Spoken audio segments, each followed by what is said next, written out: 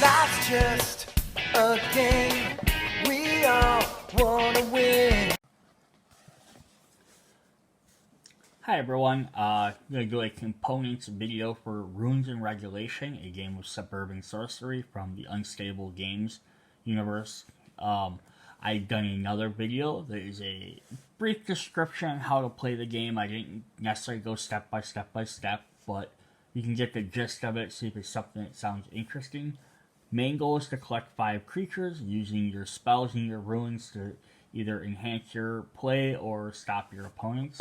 This is a really neat tuck box. I do like this feature here though.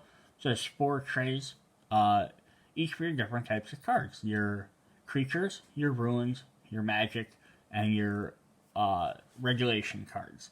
One of those here things are so deep, so hopefully that means they're planning on releasing a bunch of expansions. So let's just start going through some of the cards. Now, I'm not going to read the effects on every card because there's so many and I don't want this to be a 3-hour video. Come on, camera. Focus up on me. So, if you watch my other video with the how to play, I did mention you have different groups of creatures in here. So these are your dragons. So you got a sparkly dragon. Every one will have a trigger effect which says what it does, and then what happens when that does it. So these ones are just when they come into line or come into play. So a rune-eating dragon, an overly friendly dragon,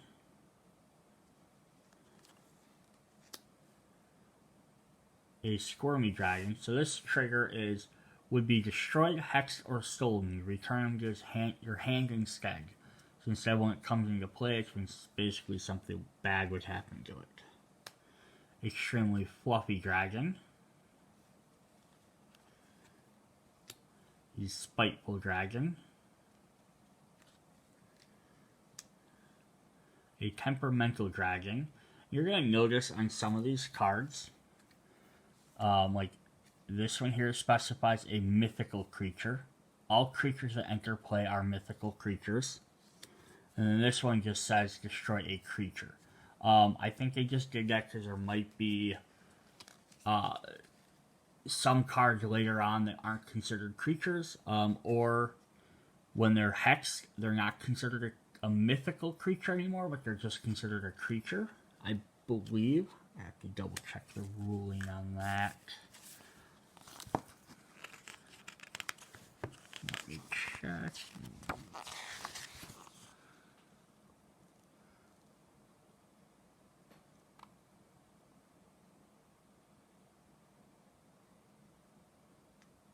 Yep. So as soon as they're hexed, they're no longer mythical creatures, but I think they're still considered creature cards for the sake of effects. So we got Bratty Dragon. So this is one of the, at the beginning of your turn effects. A horrifyingly smelly dragon. And now we're getting to the unicorns. Tail-chasing unicorn. An empty-headed unicorn.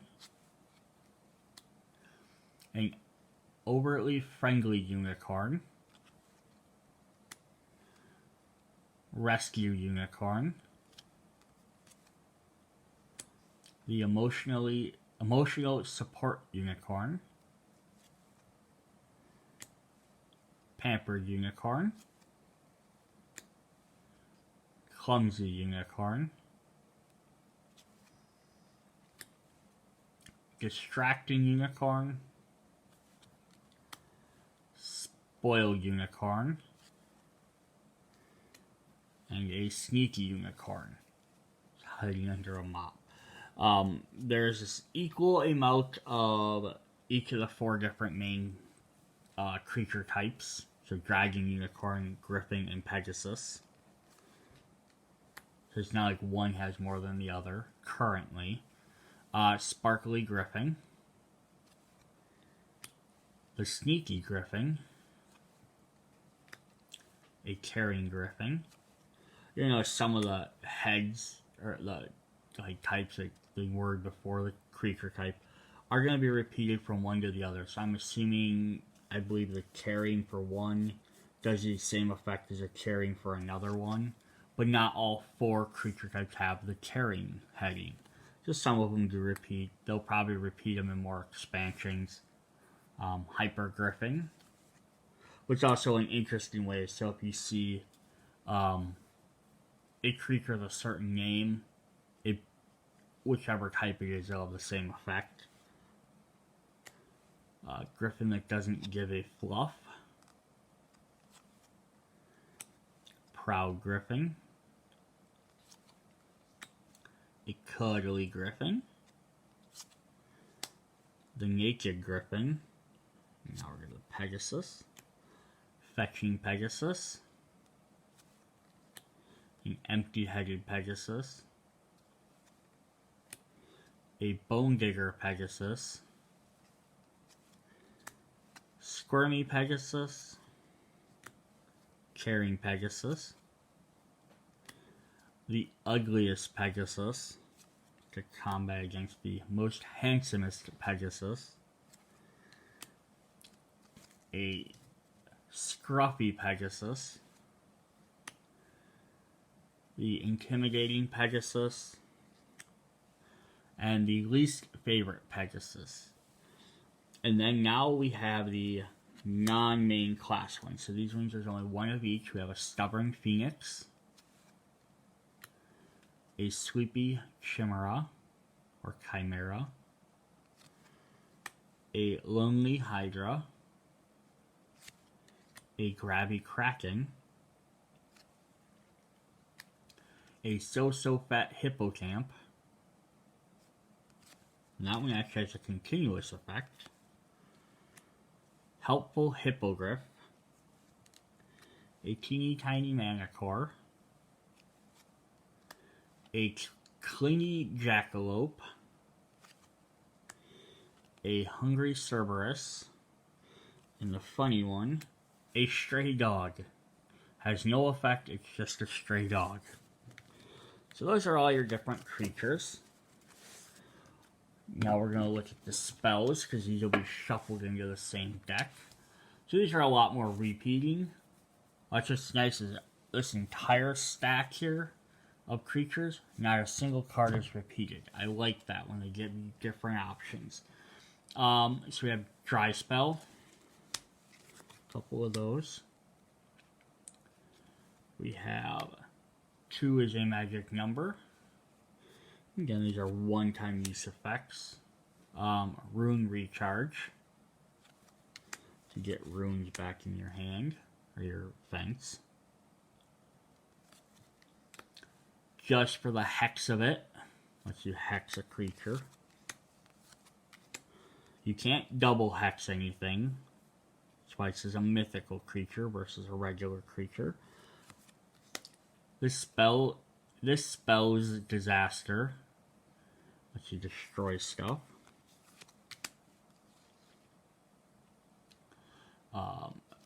We got Vanishing Act.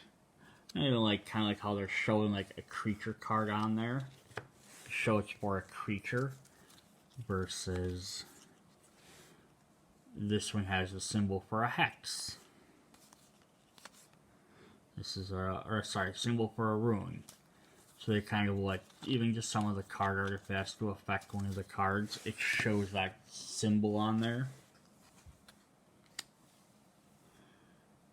So Vanishing Act. And then now there's a bunch of these. These are Works Like a Charm. Lets you restore your hex creatures. And there's a bunch.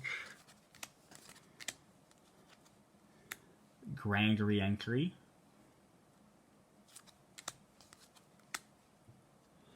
A Mega Recharge. An Abracadiscard. Pet Retreat. Rune Robbery. Spin and Barret Forces someone to spin it. Hit the spell books.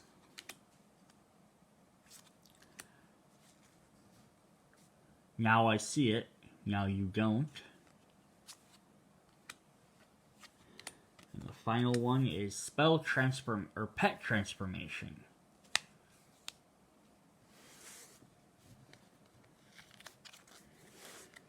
Alright. Now we have the ruins, the magically enchanted items. We have Grubby Grabbers, a set of tongs. A tricky trap, a mouse trap. So basically this is you're as a sorcerer, you're enchanting these regular everyday items to do magical things for you. So we have a Hexodeflecto.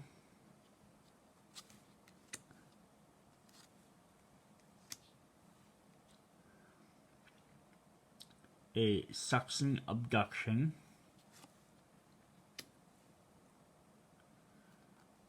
A Rinse and Repeat.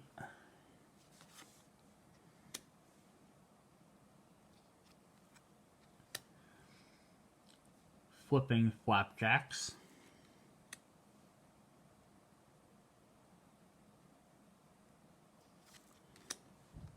Paying Check.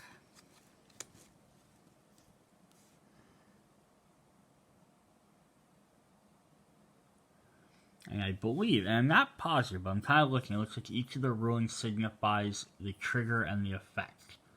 So the different ones, like this would be the symbol for discarding, this should be a symbol for that. So this is getting diggy with it. A creature enters a neighbor's lawn, so it's showing a blue one, that, and discarding stealing. Because then we'll have the Bioblast, which also has the same blue and circle, so that's saying a creature enters a neighbor's lawn, but then the other effects are different. So I think we had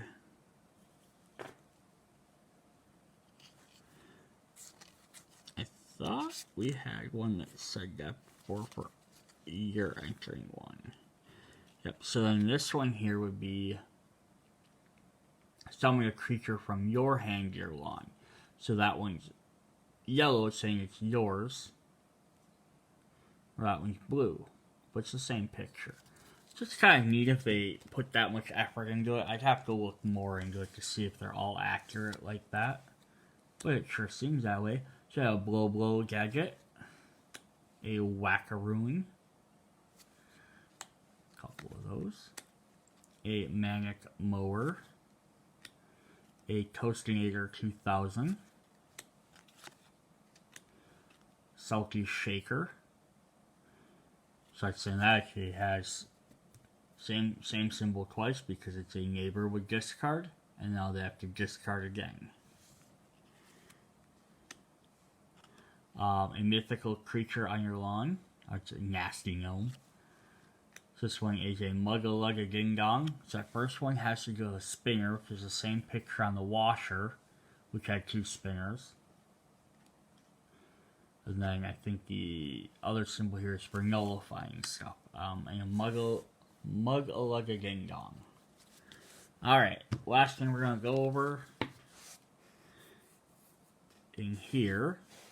So we're going to look at the regulations. And I'm just going to kind of go through these sort of fast. I'm not going to... Again, you can pause it if you want to read these a little bit more. But these affect all players.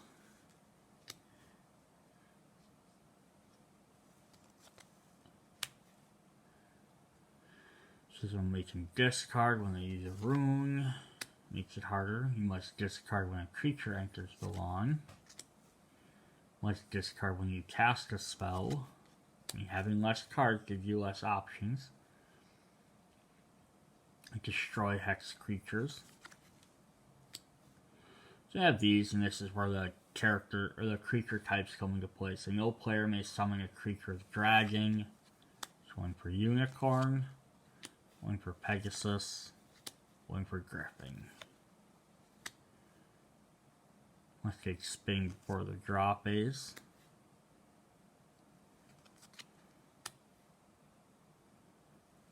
This is each player 3 or more creatures must skip their draw phase, and this is if you have 3 or more, your hand limit is 3. If you have 3 or more, you must discard when you summon, and you must take 2 spins.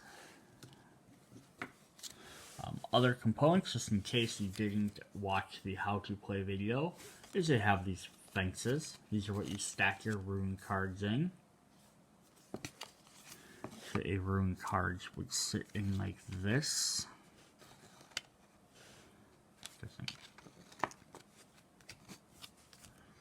We have shrub tokens, double-sided, and these are for hexing your creatures, or your opponent's creatures rather, your neighbors, and the spinner. It's again it's a neat little idea. I know they talked about during the Kickstarter about having a die instead, because you could roll a d6 and it would have a similar effect, but I think they wanted a spinner because it was a little bit more fun than a dice or just a die. But I kind of don't like that they didn't include any like quick rule cards or something like you just set aside to explain what all the numbers do. You have to open up the rule book because there's a regular spin, and if you hit 6, it's an event spin, and there's 6 new options.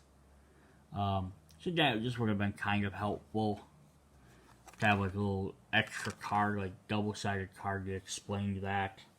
But that's alright. It's not that big of a deal.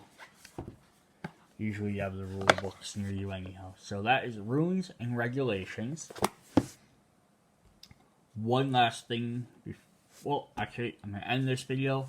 I'm going to do a second video on the Nefarious Neighbors expansion.